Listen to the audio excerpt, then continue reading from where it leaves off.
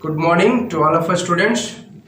तो देखिए आज हम शुरू करने जा रहे हैं कॉन्टैक्ट फोर्स का। मैंने जैसा कि कल बताया था, और एक बात मैं आप लोग को कहना चाहता हूं कि देखिए अभी बहुत संकट की घड़ी है पूरे वर्ल्ड के लिए, तो प्लीज़ आप लोग इधर उधर ना जाएं, ऑनलाइन ही पढ़ाई करें। इधर उधर दोस्तों के पास बेफिजुल का ना टहलें, बेफिजुल का इधर उधर ना जाए, मार्केट में नहीं जाए। कब क्या किसको क्या हो गया है, हो सकता है खुदा न खास्ते अगर किसी तरह आपको हो जाए, है ना, या किसी को हो जाए तो पूरे परिवार पूरे हिल्सा के लिए आपको संकट का घड़ी बन सकता है। इसलिए आप लोग से रिक्वेस्ट है आपका इंडोर रहें, आपका घर के अंदर रहें और ऑनलाइन स्टडी करें। जो मैं बता रहा हूँ या कोई भी और भी ऑनलाइन, बहुत सारे ऑनलाइन पढ़ाते हैं, मैं ही नहीं, हमसे भी बहुत अच्छे अच्छे ऑनलाइन पढ़ाते हैं, तो उसमें भी आप वो देखिए, पढ़ाई का स्टडी कीजिए, ठीक है। ऐसा नहीं कि सिर्फ मेरा देखिए, बहुत अच्छे अच्छे आपको ऑनलाइन टीचर हैं, उनसे भी पढ़ सकते हैं आप।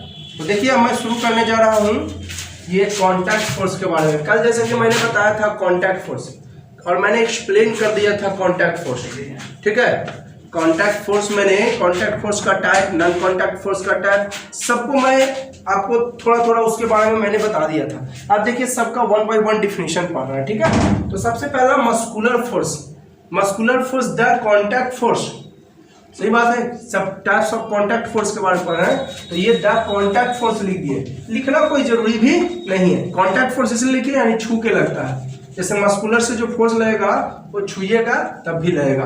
The contact force which is exerted by muscles on the object. Muscles, ये देखिए मांसपेशी, मैंने कल भी बताया था, मसल्स के द्वारा जो लगता है वो हो गया मस्कुलर फोर्स। जैसे force applied on bucket by hand, हाथ से बकेट पर फोर्स लगाते हैं तो मसल्स, सही ना जी, कि छड़ी से उठा रहे हैं आप, अगर छड़ी से उठा रहे हैं तो मस्कुलर फोर्स नहीं होगा।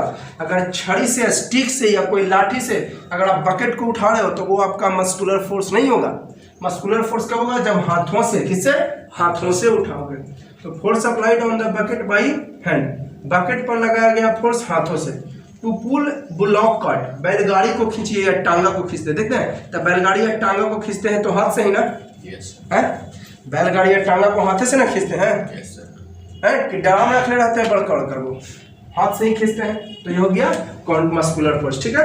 नॉर्मल फोर्स देखिए, force which is exerted at 90 degree, ध्यान रहे। नॉर्मल फोर्स, नॉर्मल का मतलब ये होता है 90 डिग्री, मैथ में भी आप लोग पढ़े होंगे नॉर्मल 90 डिग्री, ठीक है। नॉर्मल का मतलब 90 degree, the force which is exerted at 90 degree, वह फोर्स जो 90 डिग्री पर लगती है विद द सरफेस, है ना, विद द सरफेस के साथ 90 डिग्री कॉल्ड नॉर्मल फोर्स। जैसे force exerted by table on the object, देखो फिगर से मैं समझा रहा हूँ, टेबल के द्वारा लगाया गया फोर्स किस पर? ऑब्जेक्ट पर। ये देखो आपका एक टेबल है, ये टेबल है आपका, ये एक ऑब्जेक्ट है। अर्थ तो खैर इसको तो छोड़ दो भाई, always and always vertically downward, कभी भी अर्थ ऊपर में फोर्स नहीं लगाएगा, लेफ्ट राइट नहीं लगाएगा।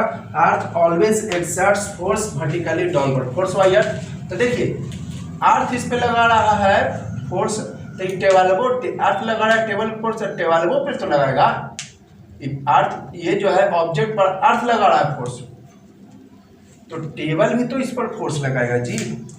तो टेबल इस पर फोर्स कहाँ लगाएगा? जब टेबल पर नीचे क्यों लगाएगा तो ई टेबल पर कहाँ लगाएगा? ऊपर क्यों?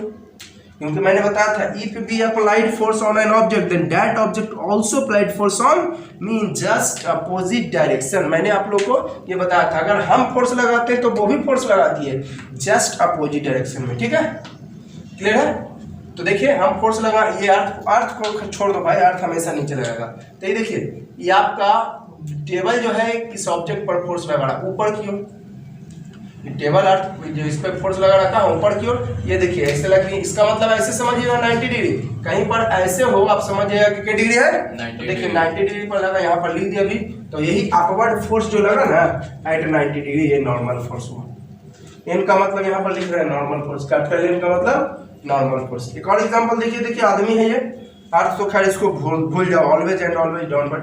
तो ये जो है आपका, तो अर्थ लगा रहा है फोर्स, तो force exerted by ground on the boy, तो ग्राउंड भी जो है अर्थ लगा रहा है नीचे, अर्थ लगा रहा है नीचे, अर्थ ग्राउंड पर। ग्राउंड माने अर्थ नहीं समझिएगा, अर्थ तो पूरा हो गया, जैसे फर्स्ट फ्लोर है तो फर्स्ट फ्लोर अर्थ हो गया, थर्ड फ्लोर पे आप खड़े हैं तो अर्थ हो गया। वो ग्राउंड और अर्थ में हालांकि अंतर है, ग्राउंड और अर्थ में थोड़ा सा अंतर है। अर्थ जो है पूरा हो गया, अर्थ जो सबसे लोएस्ट पोर्शन है। आप किसी ग्राउंड पे first floor second floor, first ground second ground, ये हो गया, ठीक है। तो अर्थ हमेशा फोर्स लगाएगा, तो ग्राउंडवा करने लगा कि अर्थ जो है ग्राउंड पर नीचे की ओर फोर्स लगाएगा, तो ग्राउंडवा कहाँ लगाएगा? Ground force applied by ground on a boy, ऊपर तो यही नॉर्मल फोर्स हो गया जो 90 डिग्री पर लगा, यहाँ पर ऐसे दिखा दिए यानी 90 डिग्री, ठीक है।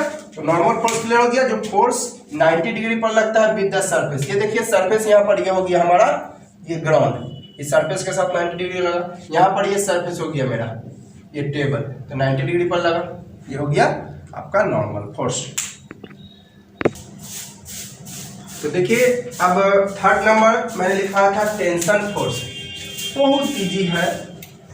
टेंशन फोर्स क्या हुआ कि जब देखिए किसी स्ट्रिंग को, किसी रस्सी को आप टाइट करते हो, जैसे ये देखिए एग्जांपल पहले, जब ये देखिए हैंगिंग है, लटका हुआ है, तो लटका होगा तो ये अपने आप टाइट होगा, ये तनेगा जी, तनेगा तो आप ये तो खैर इसको छोड़ दो, अर्थ तो हमेशा नीचे, तो रस्सिया करने लगाएगा। ये ऑब्जेक्टवा जो है चाहेगा रस्सिया को नीचे खींचे, तो ये रस्सिया करने लगाएगा, तो ये ऊपरे में जो फोर्स लगा रस्सी के द्वारा, यही हो गया टेंशन फोर्स, है ना। आपका यही, ये अर्थवा नीचे इसको खींच रहा है, तो ये जो है रस्सिया इसको खींचेगा ऊपर, तो ये हो गया टेंशन फोर्स। टेंशन फोर्स मतलब बताए थे रस्सी वाला फोर्स, टेंशन फोर्स मीन्स रस्सी वाला फोर्स। कल के वीडियो में मैंने बताया था आप लोगों को, जब स्ट्रिंग को टाइट करते हैं, तानते हैं, तो string applied force on the object, तो स्ट्रिंग जो है आपका फोर्स लगाता है ऑब्जेक्ट पर, यही force applied on the string कहलाता है tension force. This force applied on the string क्या कहलाया? टेंशन। किसी को भी टाइट करोगे, जैसे रस्सी वाला गेम होता है ना जी, ये रस्सी है, इधर से 4-5 को खींच रहा है, इधर से 4-5 को खींच रहा है, यहाँ पर भी टेंशन फोर्स होगा। इधर लगा रहा है तो टेंशन फोर्स इधर लगेगा, जस्ट अपोजिट में, क्योंकि आप पढ़े हैं कि if we applied force on an object then that object also applied force on just opposite direction. अगर आप किसी पे फोर्स लगाते हो तो वो भी आप पे फोर्स लगाएगी जस्ट अपोजिट डायरेक्शन में, है ना। तो हम लगा रहे हैं फोर्स, ये देखिए इसमें लग रहा है नीचे, तो रस्सी लगाएगा ऊपर, तो वही मैंने लिखा कि रस्सी को टाइट करते हैं तो रस्सी फोर्स लगाता है ऑब्जेक्ट पर, और यही फोर्स रस्सी पर लगा, यही फोर्स कहलाता है टेंशन फोर्स।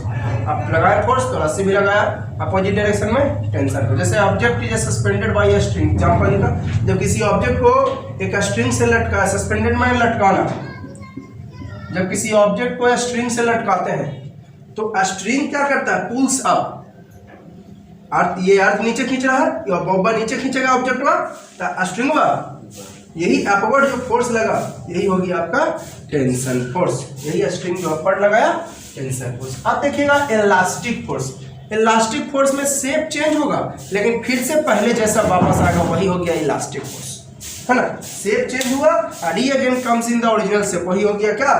Elastic force. जैसा कि देखिए, ये देखिए अभी आपका शेप चेंज हुआ, फिर से अपने आप आ गया ना पहले जैसा शेप, तो ये हो गया इलास्टिक फोर्स। फिर से मैं रिपीट कर रहा हूँ, ये देखिए शेप चेंज हो गया, छोड़ दिए, फिर से पहले जैसा वापस आ गया, ये हो गया इलास्टिक फोर्स, है ना।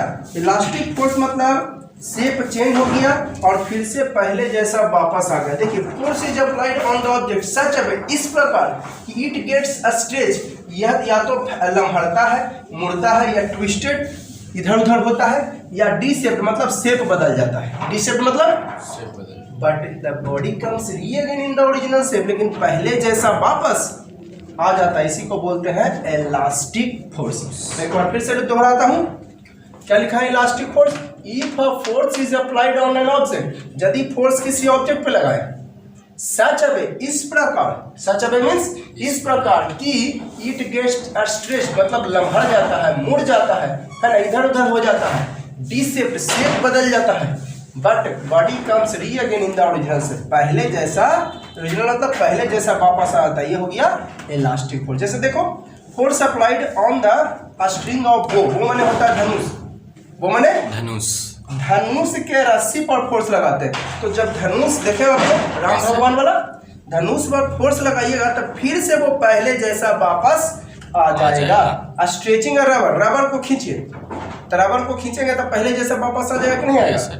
टू सीट है सोफा, सोफा में बैठते हैं तब पिचक जाता है सोफा, आप उठते हैं तो फिर से खुल जाता है ना। आप धनुष पे फोर्स लगाएंगे फिर से वापस आ जाएगा, रबर को खींचेगा फिर से वापस आ जाएगा, सोफा में बैठे चक गया फिर उठे तो अपने पहले जैसा वापस आ गया। यही हो गया आपका इलास्टिक फोर्स। तो देखिए आप पढ़ते हैं इम्पैक्ट फोर्स के बारे में, ठीक है। इम्पैक्ट फोर्स क्या है कि ठीक है, जब दो बॉडी एक दूसरे से टकराती है, देखिए एक बॉडी मेरा ये हैंड दो बॉडी टकराया, दो बॉडी टकराता दोनों एक दूसरे पर फोर्स लगा जब तक कांटेक्ट में है। देखिए ताली बजा रहे हैं, क्लैपिंग भी आपका इम्पैक्ट फोर्स हो जाएगा। Clapping is also an example of impact force. ये देखिए ताली बजाए तो जब तक कांटेक्ट में है तब तक फोर्स लगता रहा है, इसी को बोलते हैं इम्पैक्ट फोर्स। देखिए क्या लिखा है, where two objects collide to each other, जब दो ऑब्जेक्ट एक दूसरे से टकराती है, they exert force on each other, एक दूसरे पर फोर्स लगाते हैं, as long as they are in contact, जब तक कि वो कॉन्टैक्ट में है, इसी को बोलते हैं इम्पैक्ट फोर्स। मैं एक बार फिर से दोहराता हूँ, ये देखिए ताली मैं बजा रहा हूँ, है ना, मैं बजा रहा हूँ ताली, ताली बजा दे तो ताली बजाएं तो ये हाथ इस पे लगाया, ये हैंड इस पे लगाया, है ना, एक दूसरे पर लगाया, जब तक कांटेक्ट में, आप अभी भी लगा रहा है फोर्स, अभी लग रहा है, अभी भी लग रहा है, लेकिन अब देखिए लगेगा जब तक कांटेक्ट में है। ध्यान रहे, impact force two bodies strike to each other, collide to each other, है ना, as long as they are in contact, जब तक कि कांटेक्ट में है, that is called impact force.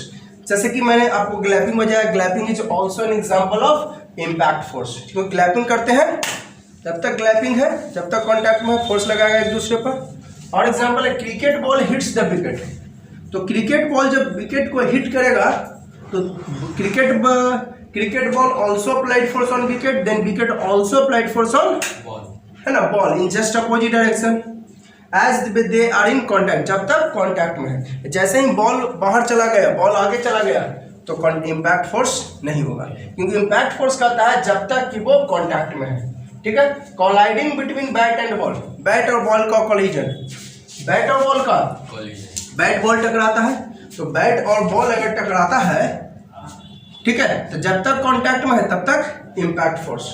Colliding between a man and bicycle, मान लेते हैं धक्का लग गया किसी को, है ना, आदमी जा रहा है वो साइकिल वाला के पीछे से ठोक दिया, तो जब तक साइकिल कांटेक्ट में हो उस आदमी के तब तक हो गया इम्पैक्ट फोर्स। कांटेक्ट के बाहर तो इम्पैक्ट फोर्स खत्म, क्योंकि ये सारा का सारा जो भैया पढ़ रहे हैं वो कांटेक्ट फोर्स के बारे में पढ़ रहे हैं, यानी कांटेक्ट फोर्स जब तक कांटेक्ट में, दिमाग में आ गई, सेट हो गई। इम्पैक्ट फोर्स जब तक कि वो कांटेक्ट में है। ग्लैपिंग करते हैं कांटेक्ट में है, तो क्रिकेट बॉल हिट करता है विकेट को, कांटेक्ट में है तो लगा, और कांटेक्ट के बाहर तो इम्पैक्ट फोर्स होगा, बॉल और बैट का टक्कर होता है, ठीक है, बाइसिकल का। अब देखिए friction force, force which exerts in the opposite direction of motion.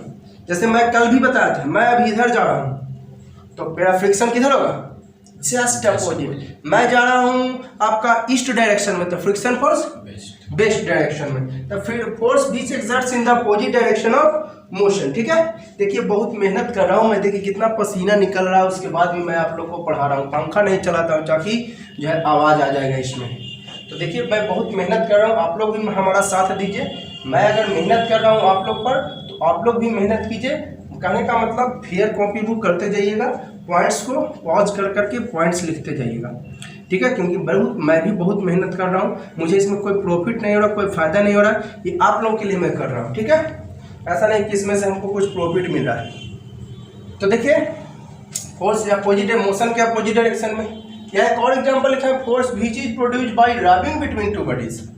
जब दो बॉडी रबिंग करता है, जैसे आप चल रहे हो, जब आप चल रहे हो तो रबिंग हो रहा है आपका लेग और ग्राउंड से, तो फ्रिक्शन फोर्स हुआ। जैसे आप चल रहे हो, है ना, देखो मैं यहाँ पर दिखाता हूँ चलने का स्टाइल। जब आप चल रहे हो,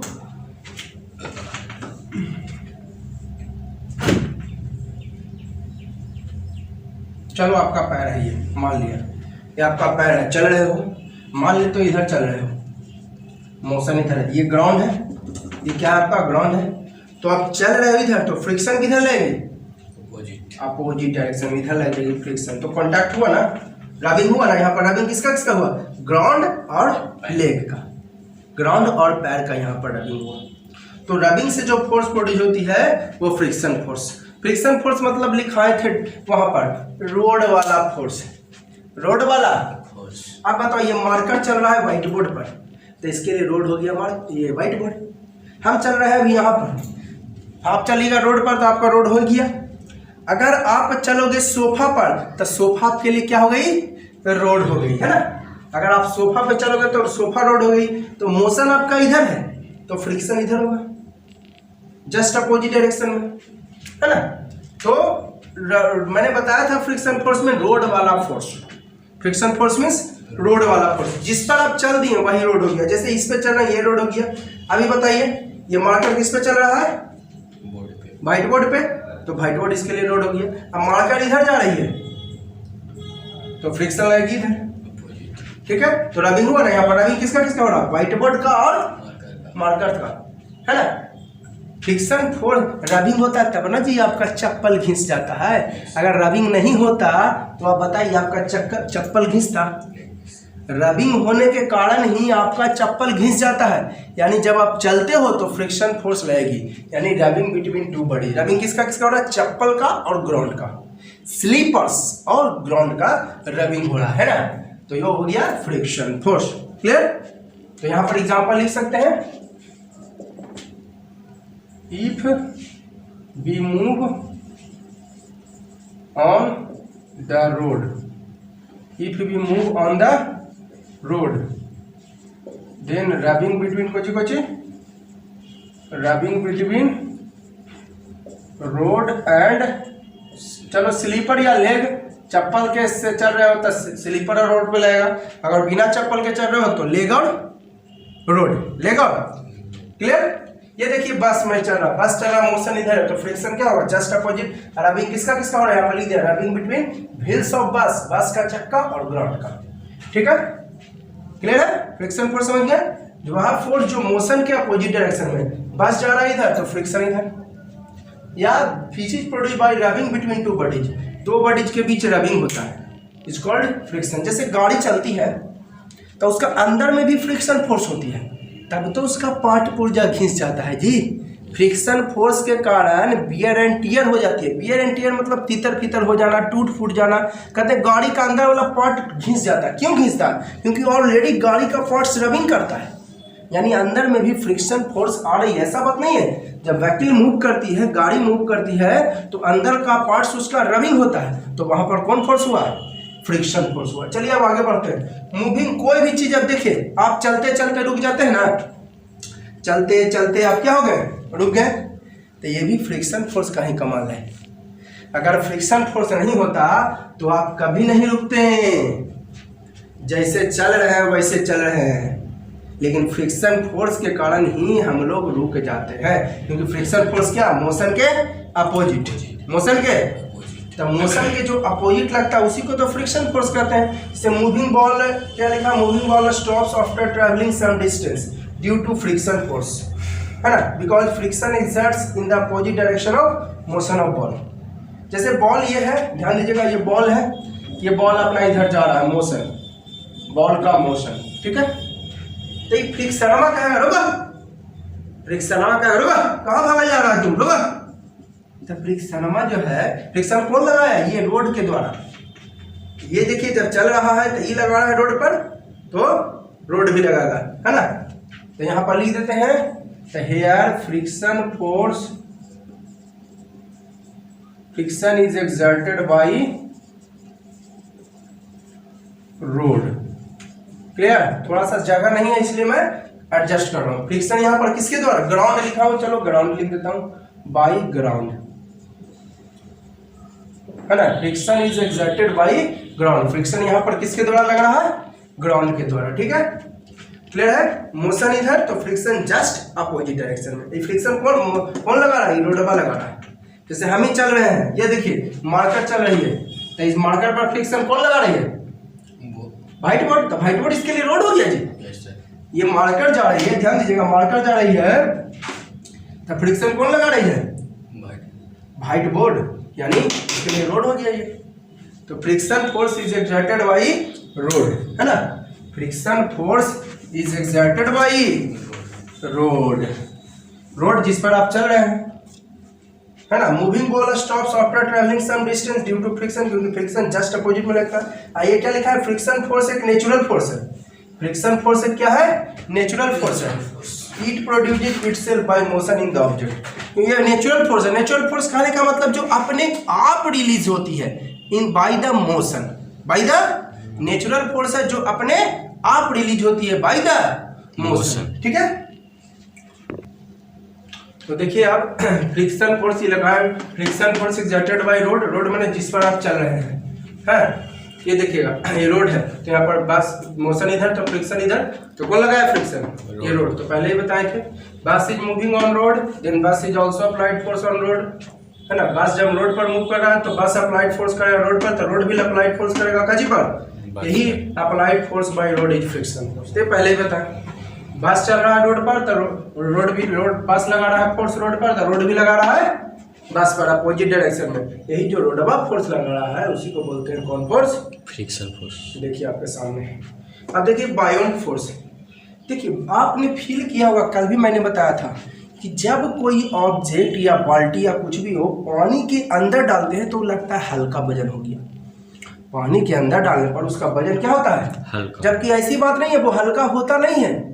जैसे मैं बताया था कल एग्जांपल है कि 50 केजी का बोरी है, अकेले उठाते तो लगता है बहुत वजन हो गया, बहुत भारी हो गया, लेकिन उसी को अगर 3-4 मिल के उठाए तो लगेगा अपने आप क्या हो गया, हल्का हो गया, है ना। हल्का भी हम महसूस करते ना, तो क्यों हल्का महसूस करते हैं, क्योंकि वहां पर केवल आप फोर्स लगा रहे थे। 50 केजी का बोरी है, पहले केवल आप फोर्स लगा रहे थे। मान लेते हैं कि आप लगा रहे थे 50 न्यूटन, आप 2-4 को आप लगाया, 20 न्यूटन लगाया, कोई 40 न्यूटन। आप बताइए पहले 50 लग रहा था, कितना लेगा, 70, 40, 110 लगेगा।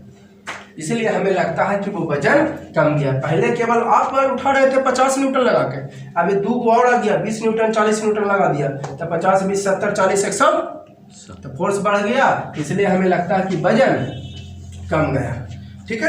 तो ये लिखा है if an object is partially और कंप्लीटली इमर्ज्ड इन वाटर, यदि कोई ऑब्जेक्ट पार्शियली मतलब थोड़ा या फिर पूरा पानी में डूबा हुआ है तो water applied force on the object in upward direction, यही अपवर्ड जो फोर्स है इसको बोलते हैं बायोट फोर्स, ठीक है। जैसे ये देखिए बाल्टी है, बाल्टी से कोई पानी भर रहा है, ये रस्सी है, बाल्टी से कोई पानी भर रहा है। ये बाल्टी जो है आपको कुआं है या वाटर के अंदर है ना, तो पानी के अंदर है, तो इसका वजन लगता है कि ऑलरेडी कम गया। कारण क्या था कि आप तो फोर्स लगा ही रहे हैं ऊपर, क्या आप रसिया को कह रहे हैं कि जाओ नीचे जाओ, नहीं छोड़ दीजिएगा, रसिया को कह रहे हैं कि नीचे जाओ, नहीं, आपने फोर्स कहाँ लगाया, ऊपर। आप देखिए अर्थ कहाँ फोर्स लगाएगा, नीचे। ये तो खैर इसको छोड़ दो यार, एकदम बेशरम है।